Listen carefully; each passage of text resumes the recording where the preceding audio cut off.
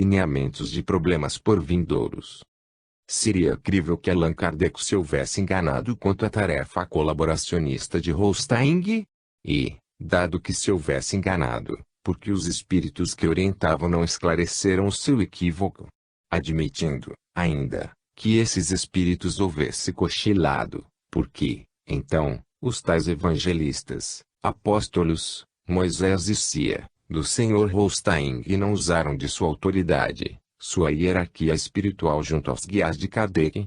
Porque não os despertaram e fizeram corrigir o engano do codificador, para que um missionário tivesse mais facilitados os meios de cumprir a missão que trouxera do plano espiritual. Além disso, mesmo admitindo a necessidade que o Sr. Gomes Braga assina como tarefa de Holstein, de organizar a fé, e considerando, ainda, que os holstinguistas brasileiros procuram dar o seu patrono como auxiliar de Kardec, força é convir que já veio tarde. Do ponto de vista espírita, considerando os assuntos gerais da doutrina, tal qual consideraram Kardec e seus legítimos colaboradores, no tocante à fé o que é fundamental se acha em O Livro dos Espíritos, O Livro dos Médiuns e o Evangelho segundo o Espiritismo, todos organizados por Allan Kardec, publicados anteriormente à obra de Holstein e contendo inúmeras passagens que, direta ou indiretamente, são contrárias à tese fundamental do holsteinismo, isto é, a tese de que Jesus Cristo não foi homem.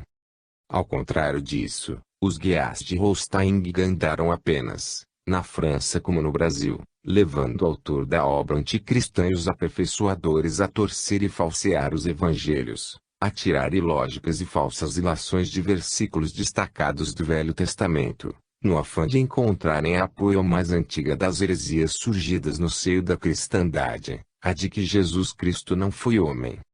Triste missão a do Sr. Holstein e de seus partidários.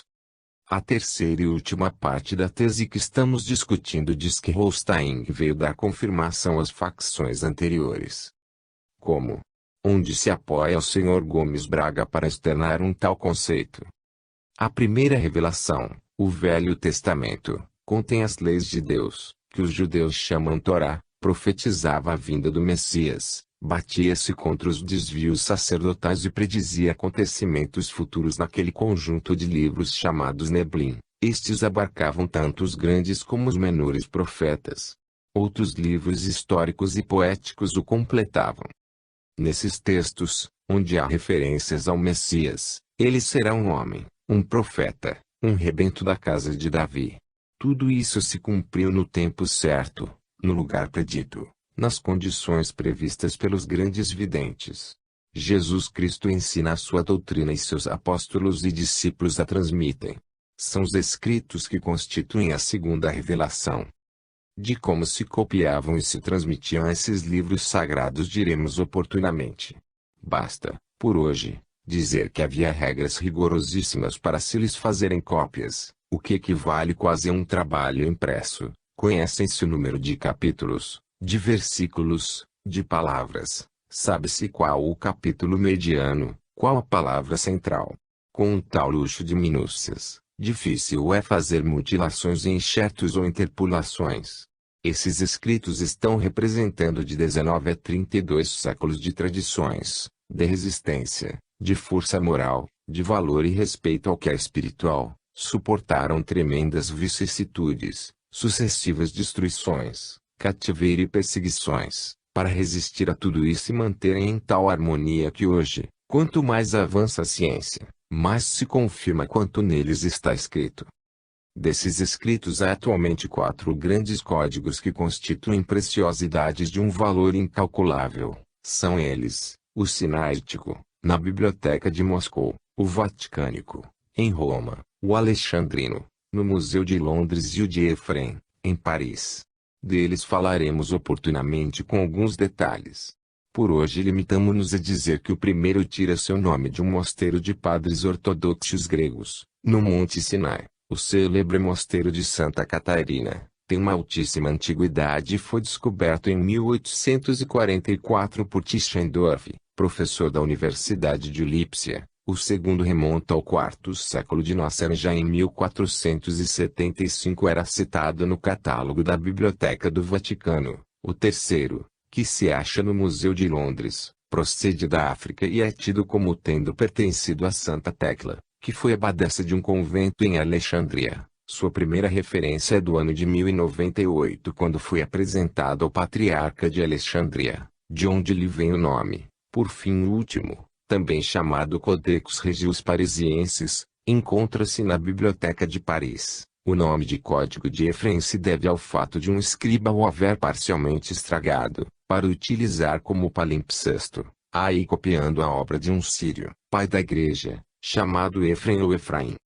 Todos são concordes, todo mundo os respeita, menos a Igreja Católica e com ela os espíritos que vieram inspirar o Sr. Holstein. Convenhamos que a maneira por que o fizeram está longe de confirmar as revelações anteriores. Ao contrário, a tese de Holstein opõe-se a várias passagens que se acham nesses textos, os quais, mesmo para os incrédulos, devem ser sagrados. Estes não podem ser assim, levianamente, postos em dúvida ou apontados como inverídicos.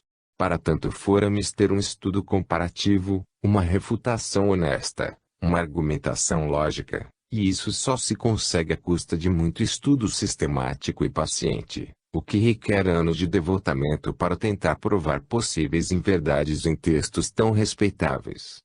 Mas não assim para os holsteinguistas. Holstein deixou-se contaminar pela moda da época, de conversar com os espíritos, tomou gosto e quis tornar-se célebre, rivalizando ou superando Kardec. A vaidade foi a brecha por onde entraram os mistificadores. O resultado aí está, os espíritos clericais fizeram um carnaval, acabaram desorganizando na França o que Kardec paciente, humilde e sabiamente havia organizado. Em relação ao caso no Brasil, os mesmos mistificadores encontraram terreno fácil, mercê da incultura geral do povo, da falta de conhecimento sistematizado em assuntos religiosos nas camadas mais cultas e, principalmente, da grande falha do brasileiro no tocante ao conhecimento do livro singularíssimo que é a Bíblia. O sincretismo religioso encarregou-se do resto. Já é tempo de destruir o equívoco representado pelo holsteinguismo. Nem de noite nem de dia se apagará, para sempre a sua fumaça subirá, de geração em geração será assolada, pelos séculos dos séculos ninguém passará por ela. Mas o pelicano e o ouriço a possuirão, a coruja e o corvo nela habitarão, e ele estenderá sobre ela o cordel de confusão e o prumo de vaidade. Eles chamarão ao reino os seus nobres, mas nenhum haverá, e todos os seus príncipes não serão coisa nenhuma. E crescerão espinhos nos seus palácios, urtigas e cardos nas suas fortalezas, e será uma habitação de chacais, um sítio para avetruzes. Isaías 34, 10-13. Eis que todos são vaidade. As suas obras não são coisa alguma, as suas imagens de fundição são vento e coisa vã. Isaías 41, 29. Ninguém há que invoque a justiça com retidão, nem há quem pleiteie com verdade, confiam na vaidade e falam mentiras, concebem o mal e dão à luz a iniquidade. Isaías 59, 4. E disse-me o Senhor, os profetas profetizam mentiras em meu nome, não os enviei, nem lhes dei ordem, nem lhes falei. Visão falsa, adivinhação, vaidade e o engano do seu coração é o que eles vos profetizam. Jeremias 14, 14. Viram vaidade e adivinhação mentirosa aos que dizem, o Senhor diz, quando o Senhor não os enviou, e esperam que seja cumprida a palavra. Acaso não tivestes visão de vaidade, e não falastes adivinhação mentirosa, quando dissestes, o Senhor diz, sendo que eu tal não falei? Portanto assim diz o Senhor Deus, porque tendes falado vaidade, e visto mentiras, por isso eis que eu sou contra vós, diz o Senhor Deus. E a minha mão será contra os profetas que veem vaidade e que adivinham mentira. Não estarão no concílio do meu povo, nem nos registros da casa de Israel se escreverão, nem entrarão na terra de Israel, e sabereis que eu sou o Senhor Deus. Ezequiel 13, 6-9. 3. Médiuns, Zilda Gama, América Delgado e Francisco Cândido Xavier. Postas as coisas neste pé, prossigamos na análise. Podemos agrupar as seguintes teses. 1. que a obra exclusiva da Sra. Collignon tem hoje caráter de universalidade, porque os espíritos a confirmaram através de 3 médiuns, Zilda Gama, América Delgado e Francisco Cândido Xavier. 2. Que Allan Kardec não combateu a teoria do corpo fluídico de Jesus, apenas a pôs de quarentena, posteriormente, como espírito, a apoia. Contestamos, baseado no bom senso, a afirmativa de que a obra da Sra. Collignon tenha hoje caráter de universalidade, porque os espíritos a confirmaram através de 3 médiuns. Quando uma coisa alcança um certo número de países, diz-se que internacional, universal, pela própria etimologia, é aquilo que é peculiar ou relativo ao universo, isto é, à totalidade dos países do mundo. Ninguém sabia que um fato, ou a confirmação de um fato na casa da Avenida Passos pudesse ter assim, e só por isso, um caráter universal. Até parece que esse universal é mera tradução da voz grega católicos e que não estamos longe de ver a gente da ex-casa de Ismael proclamá-la em Vaticano Mirim, como sede gestatória, beija-pés e andor para carregar o Pontifex Maximus, à maneira dos cônsules romanos. Se não bastar a inanidade do argumento do Sr. Ismael, bastará fazer algumas citações da obra de Kardec. É mesmo interessante seguir esta via, porque o Sr. Braga, e nisto estamos de acordo, não admite se mutilham alterar a obra de Allan Kardec. Antes, porém, vejamos o caso dos 3 médiuns.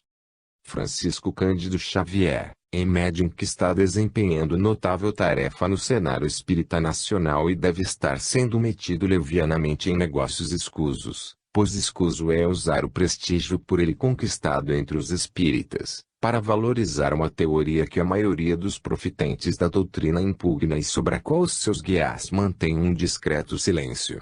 Aquele médium está sendo pela FEB metido na questão holsteinguista como Pilatos no credo.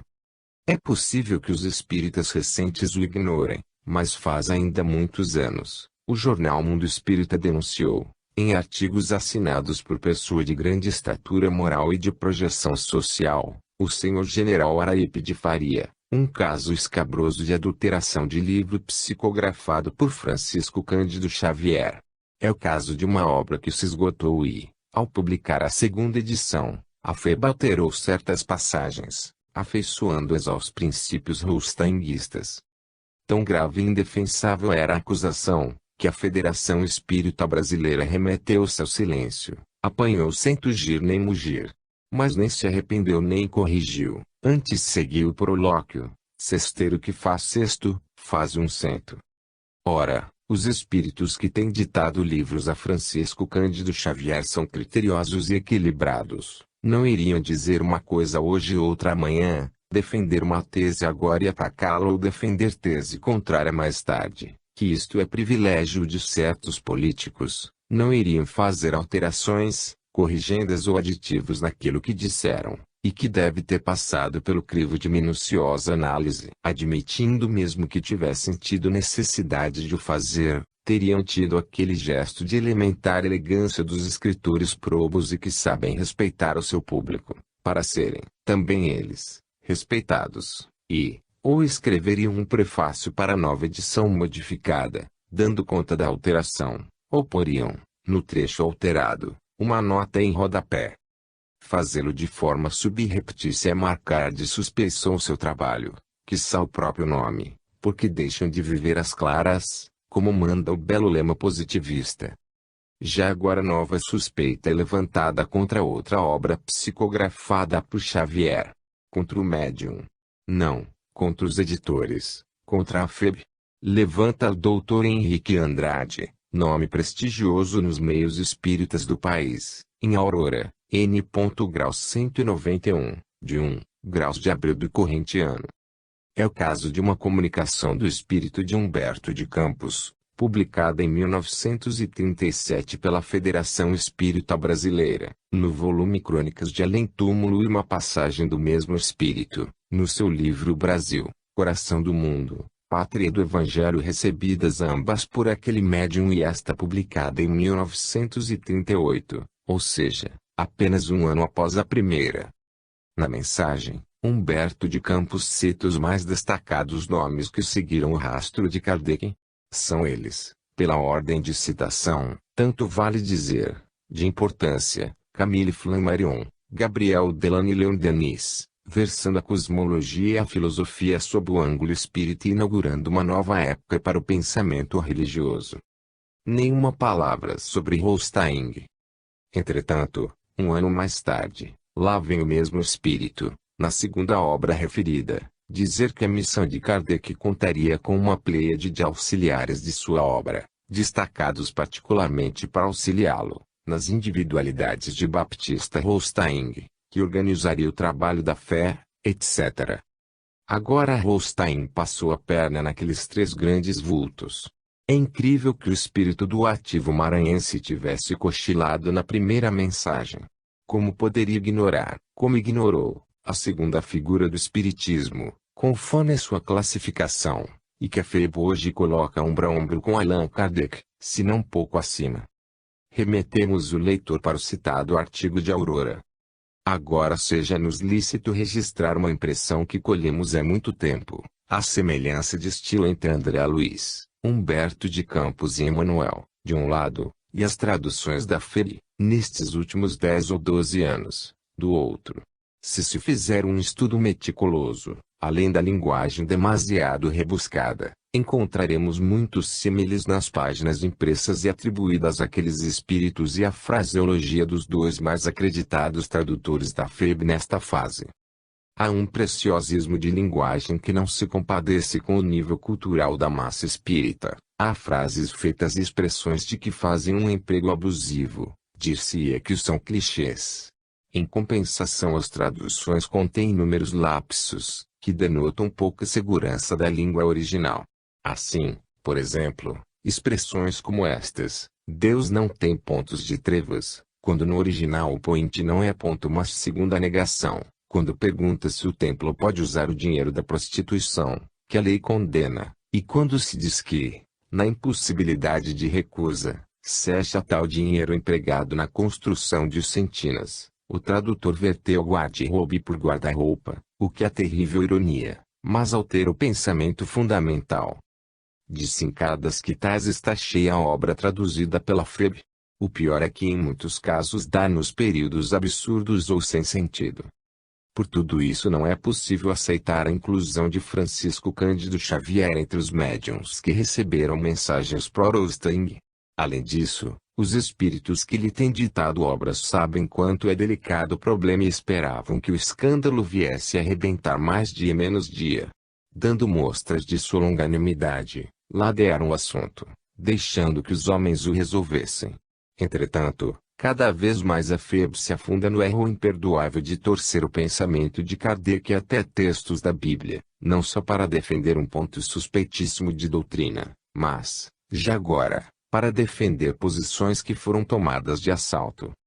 Estamos convictos de que os diretores da ex-Casa de Ismael não conseguiriam, perante ampla comissão de elementos anti-holsteinguistas e de neutros, com a presença de médiuns videntes de confiança, que Emmanuel, André Luiz ou Humberto de Campos respondessem um questionário apertado sobre a divergência Kardec e Holstein.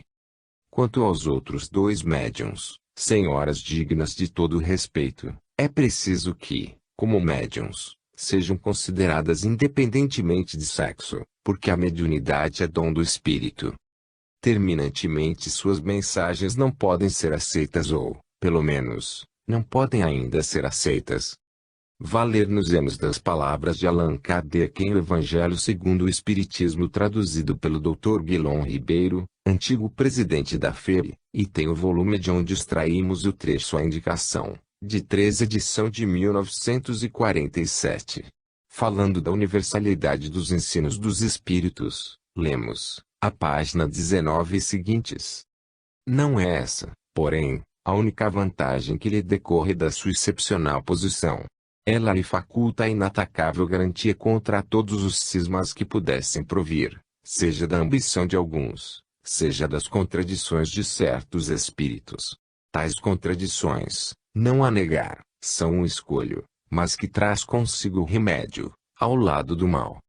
Sabe-se que os espíritos, em virtude da diferença entre as suas capacidades, longe se acham de estar, individualmente considerados, na posse de toda a verdade, que nem a todos é dado penetrar certos mistérios, que o saber de cada um deles é proporcional à sua depuração, que os espíritos vulgares mais não sabem do que muitos homens, que entre eles, como entre estes, há presunçosos e pseudo-sábios que julgam saber o que ignoram, sistemáticos, que tomam por verdades as suas ideias, enfim, que só os espíritos de categoria mais elevada, os que já estão completamente desmaterializados, se encontram despidos das ideias e preconceitos terrenos, mas, também é sabido que os espíritos enganadores não escrupulizam em tomar nomes que lhes não pertencem, para impingirem suas utopias.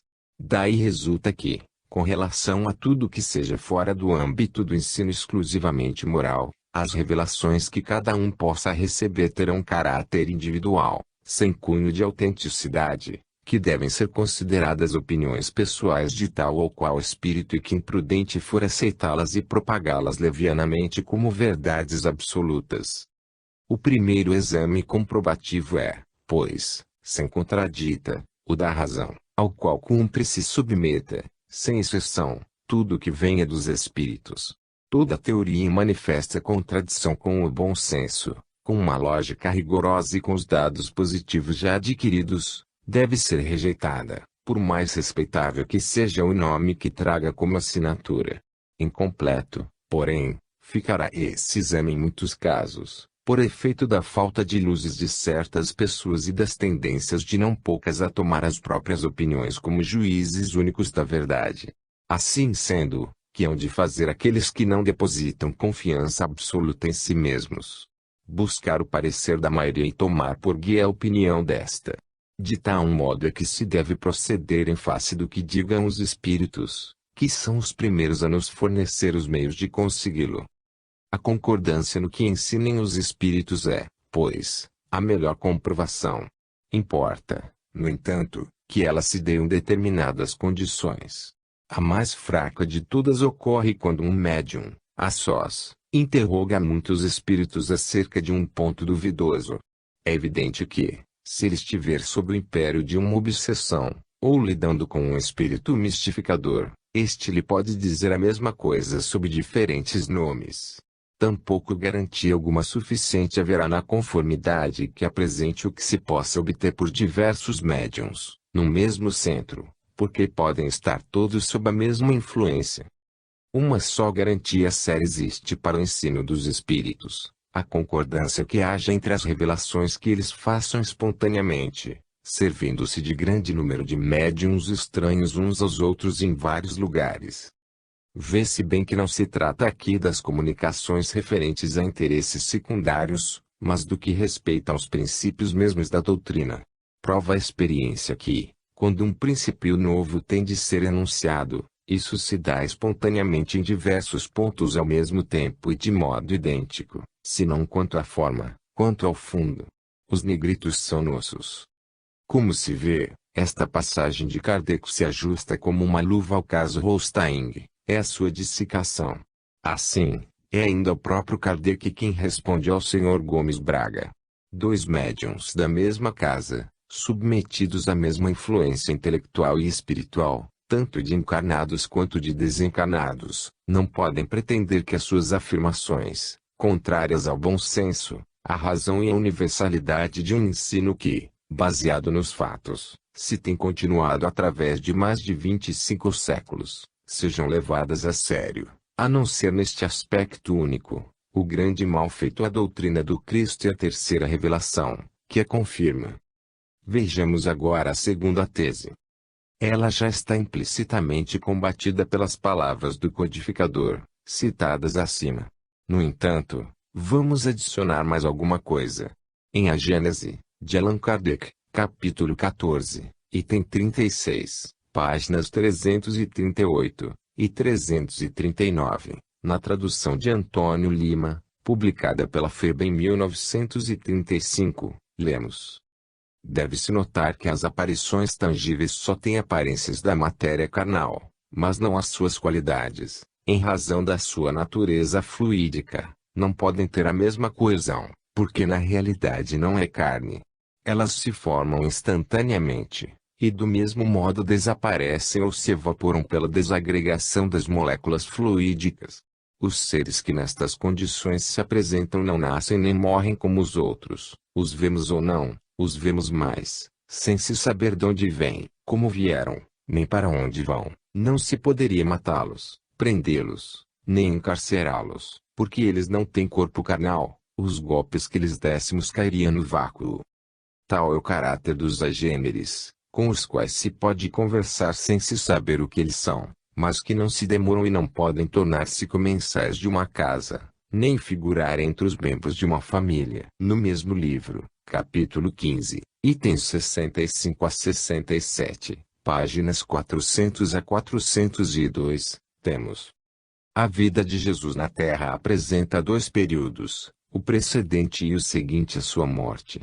No primeiro, desde o momento da concepção até o nascimento, tudo se passa, com sua mãe, como nas condições ordinárias da vida. Desde o seu nascimento até a sua morte, tudo em seus atos, em sua linguagem e nas diversas circunstâncias da sua vida, apresenta os caracteres inequívocos da corporeidade. Os fenômenos de ordem psíquica com ele produzidos são acidentais, e nada tem de anômalos por se explicarem pelas propriedades do perispírito. Encontram-se em diferentes graus, noutros indivíduos. Depois de sua morte, ao contrário, tudo nele revela um ser fluídico. A diferença entre os dois estados é por tal forma acentuada, que não é possível assimilá-los. O corpo carnal tem as propriedades inerentes à matéria propriamente dita, e que diferem essencialmente da dos fluidos etéreos. A desorganização opera-se aí pela ruptura da coesão molecular. Um instrumento cortante, penetrando no corpo material, divide os tecidos. Se os órgãos essenciais à vida são atacados, param as suas funções e a morte sobrevém, isto é, a morte do corpo. Esta coesão não existe nos corpos fluídicos. A vida não repousa sobre o jogo de órgãos especiais, e não podem produzir-se desordens análogas às que se produzem no corpo. Um instrumento cortante, ou qualquer outro, penetra nele como num vapor, sem ocasionar lesão alguma. Eis a razão por que essas espécies de corpo não podem morrer, e porque os seres fluídicos, designados por agêneres, não podem sofrer a morte. Depois do suplício de Jesus, o seu corpo lá ficou, sem vida, foi sepultado como os corpos comuns, e todos puderam vê-lo e tocá-lo. Depois de sua ressurreição, quando quis deixar a terra, não tornou a morrer, elevou-se, apagou-se e desapareceu, sem deixar vestígios algum, prova evidente de que esse corpo era de natureza diferente daquele que morrera na cruz, de onde é preciso concluir, que se Jesus morreu, é porque tinha corpo carnal. Em consequência das suas propriedades materiais, o corpo carnal é a sede de sensações e dores físicas, que se repercutem no centro sensitivo do espírito. Não é o que sofre, é o espírito que recebe a repercussão das lesões ou alterações dos tecidos orgânicos. Em um corpo privado do espírito a sensação é absolutamente nula pela mesma razão. O espírito, que não tem corpo material, não pode sentir os sofrimentos resultantes da alteração da matéria, de onde é preciso igualmente concluir que, se Jesus sofreu materialmente, como não se pode duvidar, é porque ele tinha um corpo material de natureza semelhante ao de qualquer pessoa. 66. Aos fatos materiais juntamos considerações morais poderosíssimas. Se Jesus estivesse, durante a sua vida, nas condições dos seres fluídicos, não teria sentido dor, nem nenhuma das necessidades corporais. Supor que assim foi é tirar-lhe todo o mérito da vida de privações e sofrimentos que escolheu para exemplo de resignação. Se tudo nele só era aparência, todos os atos de sua vida, o anúncio reiterado de sua morte, a cena dolorosa do Jardim das Oliveiras, a súplica a Deus para afastar de seus lábios o cálice, a sua paixão, a agonia, tudo, até seu último grito no momento de entregar o espírito, não teria passado de um vão simulacro para enganar quanto à sua natureza e fazer crer no sacrifício ilusório de uma vida, uma simples comédia indigna de qualquer homem de bem, E com maior razão de um ser tão superior. Em uma palavra, ele teria abusado da boa-fé dos seus contemporâneos e da posteridade. Tais são as consequências lógicas desse sistema, consequências que não são admissíveis, porque isso seria rebaixá-lo moralmente, em vez de elevá-lo. Jesus teve, como toda a gente, um corpo carnal e um corpo fluídico, o que atestam os fenômenos materiais e os fenômenos psíquicos que lhe assinalaram a vida. 67. Esta concepção sobre a natureza do corpo de Jesus não é nova. No quarto século, Apolinário de Laodiceia, chefe da seita dos apolinaristas, pretendia que Jesus não tivesse possuído um corpo como o nosso, mas um corpo impassível, que descera do céu no seio da Santa Virgem, e não nascera dela, que, por essa forma Jesus não havia nascido nem sofrido, e que só morrera em aparência. Os apolinaristas foram anatematizados no Concílio de Alexandria, em 360, no de Roma, em 374, e no de Constantinopla, em 381. Os docetas, do grego doquem, aparecer, seita numerosa dos gnósticos, que subsistiu durante os 3 primeiros séculos, tinham a mesma crença. Diante de tal clareza de exposição, o Sr. Gomes Braga fica entre as farpas do seguinte dilema: o S. Não conhece a obra de Allan Kardec ou faz muito pouco caso do bom senso e da memória dos espíritas. Numa, como na outra hipótese, S. Revela-se como não estando à altura de um cargo na direção que, por todos os títulos, deveria ter o espiritismo no Brasil. Se Allan Kardec se houvesse manifestado aos diretores da FERI, a fim de se desdizer e apoiar a tese holsteiguista, por certo não teria demonstrado degradação de seu caráter, aquela capacidade de minúcia, aquela precisão de análise tê-lo-iam levado a encarar altamente o assunto e, confessando seu voto, teria encarregado a direção da casa de fazer aquela revisão em sua obra que, há já cerca de 60 anos, a influência holsteiguista em vão tentou executar, para adaptá-la aos interesses holsteiguistas, tanto vale dizer, para entregar a direção espiritual da doutrina ao anticristo. É por tudo isto que continuamos pensando que a verdade está na Bíblia e que os espíritas precisam encontrá-la, que as palavras do Cristo não passarão e, por isso, não lhe cairão nem um tio nem um jota. Finalmente, que o holsteiguismo é um equívoco, que precisa ser destruído quanto antes. 4. Jesus, homem ou agênere. Consideremos agora as seguintes teses. 4. Que Jesus Cristo não era homem, mas um agênere. 7. Que se não fosse confirmada a natureza excepcional do corpo fluídico de Jesus pelo Espiritismo, as duas revelações anteriores teriam que cair e o Espiritismo não subsistiria.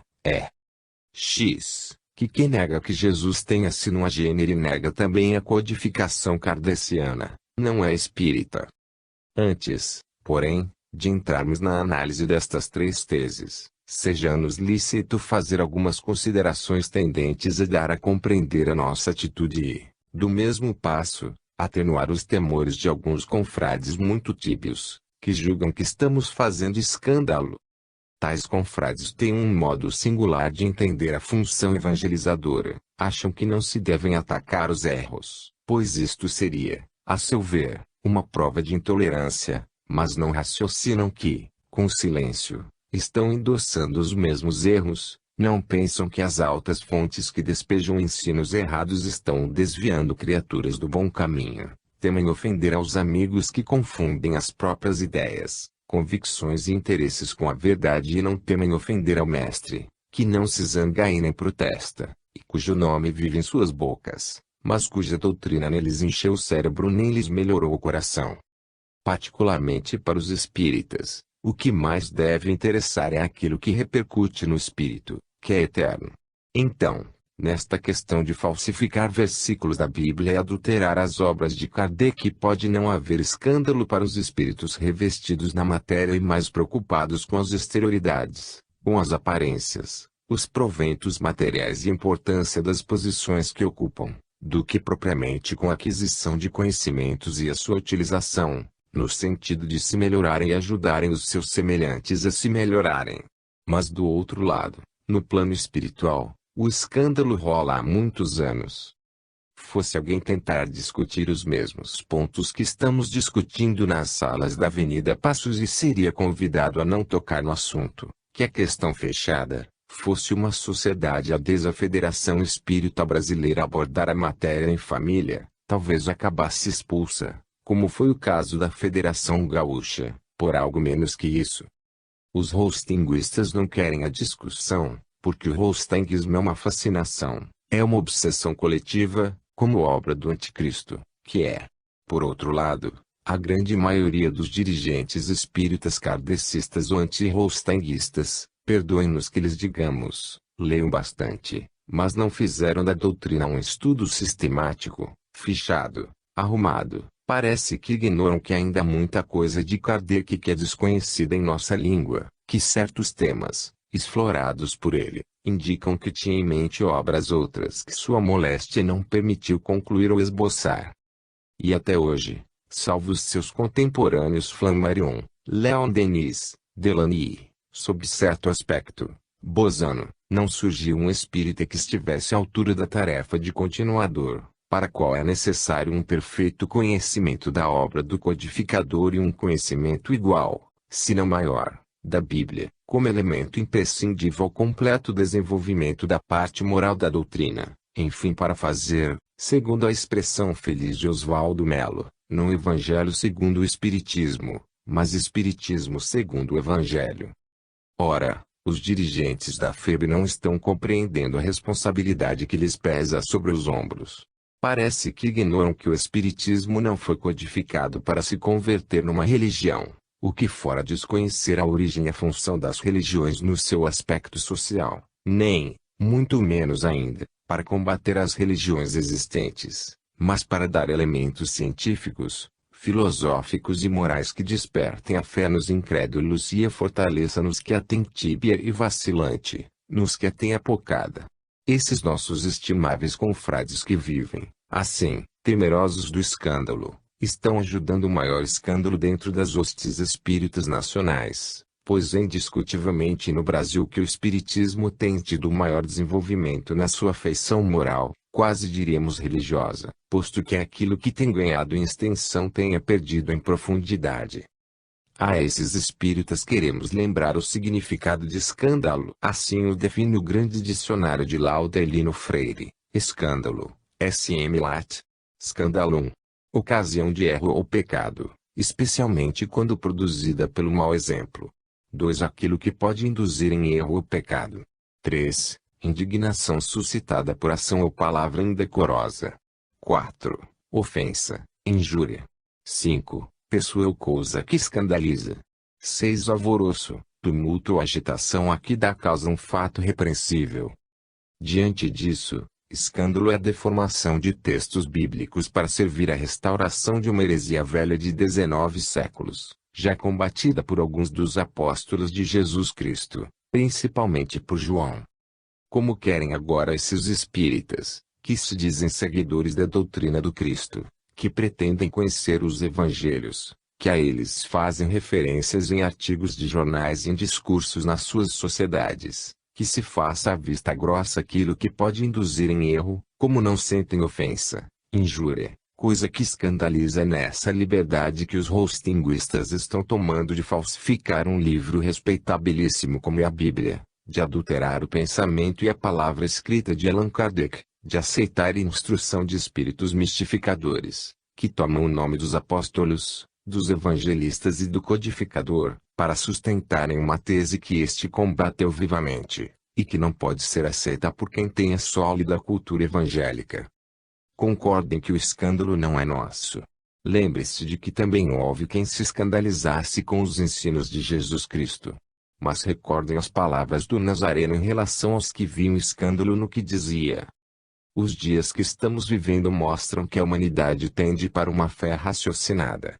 É a incompreensão desse aspecto do problema religioso que produz o despovoamento das religiões dogmatizadoras e ritualísticas e o assodamento de seus sacerdotes, principalmente na Igreja Católica, contra a doutrina espírita. É de lembrar que o espiritismo brotou nos meios protestantes, os quais, Indiscutivelmente, apesar das reservas que lhes fazemos, estadeia um padrão de moralidade pessoal e religiosa que não perde menções nem aos católicos, nem aos espíritas. Nota-se ainda que o estudo sistemático da Bíblia, aliado à observação, ao estudo e à análise dos fatos, está levando algumas denominações protestantes a se aproximarem do espiritismo, prenunciando um entendimento e, quiçá, uma fusão em próximo futuro. E tal fenômeno não é ainda mais acentuado porque, de um modo geral, os espíritas revelam um lamentável desconhecimento da Bíblia. O trabalho do clero católico, posto algumas confrarias já se deiam a um estudo experimental do espiritismo, é no sentido de sua destruição. E nós sabemos, pelo conhecimento experimental, pelo lado prático, que os espíritos levam para o outro plano da vida as ideias, os cacoetes e as idiosincrasias que os caracterizavam como homens. Não é, pois, de admirar que os espíritos de padres católicos estejam empenhados nessa obra de mistificação e de desconhecimento da doutrina, para o que está concorrendo grandemente a teoria de Holstein e a orientação prática que os magnatas do holsteinismo estão imprimindo nos espíritas mais ou menos simplórios, que ainda mantêm um respeito religioso pela antiga casa de Ismael, hoje transformada em sinagoga de Satã, como se depreende dos dispositivos de seus estatutos, que barram os kardecistas na participação de sua diretoria e exigem a confissão expressa do credo holsteinista. Os espíritas observadores têm encontrado inúmeras criaturas obsediadas por espíritos e até por falanges de padres católicos. Jamais as encontramos dominadas por espíritos vindos dos meios protestantes. E por quê? Porque em vida tais espíritos aprenderam a letra da Bíblia e souberam, ao menos, viver dentro da lei, embora não tenham penetrado todo o conteúdo espiritual que as suas letras encerram.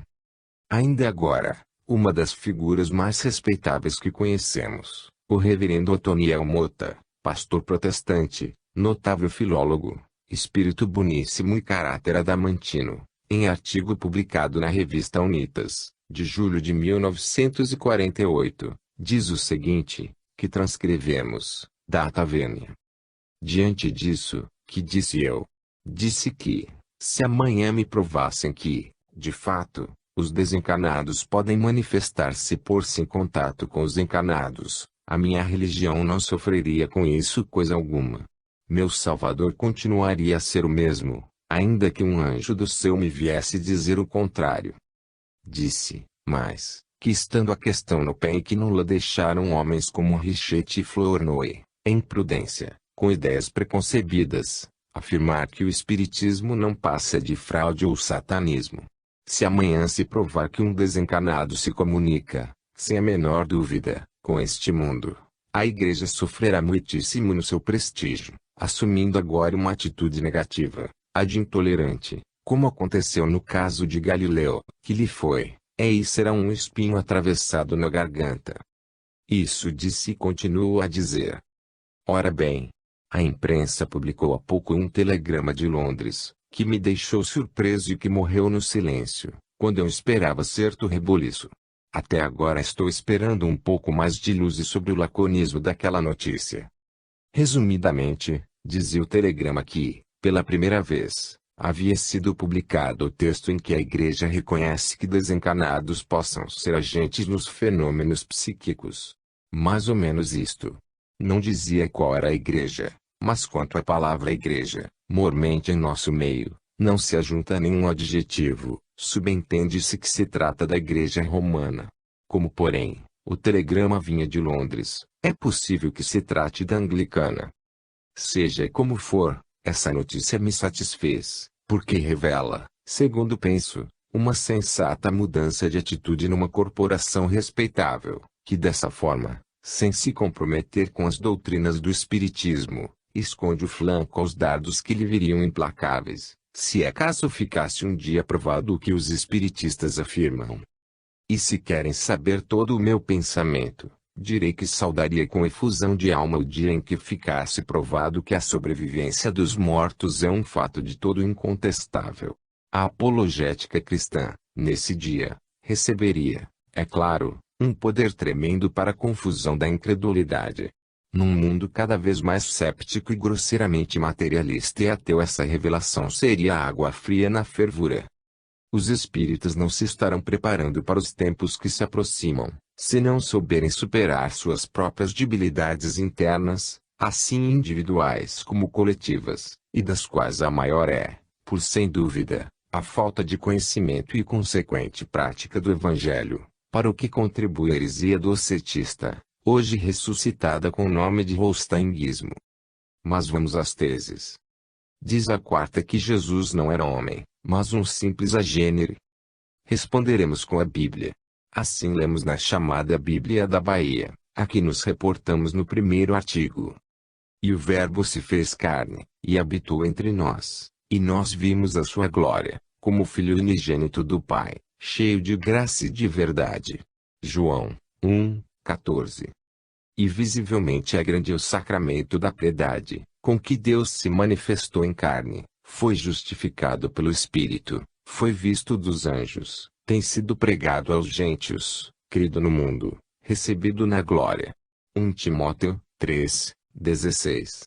Porque também Cristo uma vez morreu pelos nossos pecados, o justo pelos injustos, para nos oferecer a Deus, sendo sim morto na carne, mas ressuscitado pelo Espírito. E Pedro 3:18. Havendo, pois, Cristo padecido na carne, amai-vos também vós outros desta mesma consideração, que aquele que padeceu na carne cessou de pecados. 1 Pedro 4:1. Nisto se conhece o Espírito que é de Deus, todo espírito que confessa que Jesus Cristo veio em carne é de Deus. 1 João 4:2. E todo espírito que não confessa a Jesus não é de Deus, mas este tal é o anticristo, do qual vós tendes ouvido que vem, e ele agora está já no mundo. 1 João 4:3. Porque muitos impostores se têm levantado no mundo, que não confessam que Jesus Cristo veio em carne. Este tal é impostor e anticristo. 2 João 1:7. As citações acima têm perfeita concordância com bíblias respeitáveis em outras línguas, também referidas no primeiro artigo. Assim, transcrevendo na mesma ordem, apenas os trechos dos versículos onde aparece a palavra carne, lemos. Na King James Version, de 1611. And the Word was made flesh, God was manifest in the flesh, being put to death in the flesh. Forasmuch then as Christ hath suffered for us in the flesh, every spirit that confesseth that Jesus Christ is come in the flesh is of God, and every spirit that confesseth not that Jesus Christ is come in the flesh is not of God, who confess not that Jesus Christ is come in the flesh.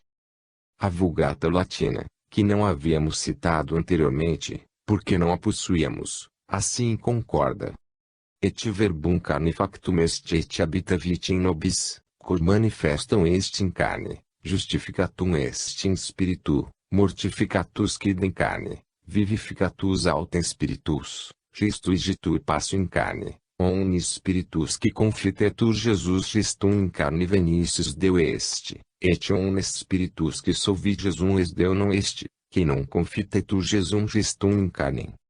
A velha Bíblia italiana de Diodati, já anteriormente referida, diz: Illa parole stata fatta carne, ed habitata fra noi, è stato manifestato in carne, stato justificato in spirito, essendo mortificato in carne, ma vivificato por lo spirito, Cristo hectares sofferto per noi in carnis, ogni spiritu ci confessa Gesù Cristo venuto in carne, id a Dio, e ogni spiritu ci non confessa Gesù Cristo venuto in carne, non è da Dio. Molti seduttori, e quali non confessano Jesus Cristo ser venuto in carne. Agora, em língua francesa, em vez de citar a Bíblia de Segonde, como havíamos feito anteriormente, transcreveremos as passagens da Bíblia da Lemaitre de Sacy, de 1936, conforme o texto da edição de 1759, a mesma que foi usada por Allan Kardec, e o fazemos graças à solicitude de um amigo e confrade que se interessou por nossos artigos. Eis as passagens, na mesma ordem. Et li verba até fait chair, et eu habite parmi nous, qui sesti fait voir dans a chair, a até justifie par l'esprit, et unt morte en sa chair, mas tant ressuscité par l'esprit. Jesus Christ a souffert et mort en sa chair, tot esprit qui confesse que Jesus Christ est venu dans une chair véritable, est de Dieu, et tot esprit qui divise Jesus Christ neste point de Dieu, que ni confessente point que Jesus Christ est venu dans une chair véritable. Não se pode desejar melhor concordância, contudo, se nos reportamos aos textos gregos, ali encontraremos sempre a voz carne. Razão pois, tinha Allan Kardec para impugnar, como impugnou, que Jesus Cristo tivesse sido um agênere. E se o leitor interessado não tiver lido nosso artigo anterior, onde fizemos transcrições da opinião do codificador sobre a matéria, lembramos-lhe as seguintes passagens: o Evangelho segundo o Espiritismo, páginas 18 e seguintes, onde apoia a autoridade da doutrina espírita na universalidade de ensino dos espíritos, e a Gênese, capítulo 14, item 36 e capítulo 15, itens 65 a 67, onde Kardec estuda os agêneres e o corpo de Jesus, antes e depois de sua morte, para concluir com argumentos de ordem científica, baseado em trabalhos experimentais e, ainda, com argumentos ponderosos de ordem moral, que Jesus Cristo não foi um agênere. O próprio Sr. Gomes Braga traduz um artigo de Allan Kardec, no qual há trechos de uma conversa do codificador com o espírito de São Luís, a propósito de bicorporeidade de agêneres. Assim, no livro que estamos discutindo, lemos, a página 43 do seguinte: 5. Raros ou não, basta que tais fatos ocorram para merecerem atenção. Que sucederia se, tomando um tal ser por um homem ordinário lhe fizessem um ferimento mortal? Seria morto. Ele desapareceria subitamente como o jovem de Londres. Veja-se o número de dezembro de 1858, da Revista Espírita, Fenômeno de Bicorporeidade. Mais adiante, a página 46, temos 14. Se tivéssemos um desses seres em nosso interior, seria isso um bem ou um mal? Seria antes um mal. Demais, não se podem manter longas relações com esses seres. Nunca será demais repetir-vos que esses fatos são extremamente raros e nunca têm caráter de permanência.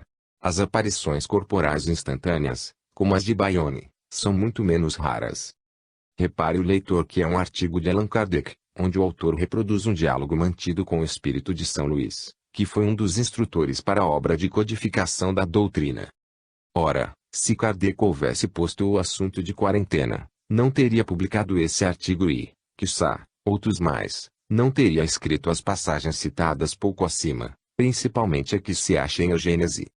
Assim, pois, a tese rostainguista está inquestionavelmente contra as afirmações do Novo Testamento e contra aquilo que, reiteradamente, sustentou Kardec. Entretanto, nos Elos Doutrinários diz o Sr. Gomes Braga, a página 17, que as três revelações, Velho Testamento, Novo Testamento e Espiritismo, formam um todo inseparável, um conjunto único em sua essência e não se pode atacar uma parte sem abalar todo o edifício.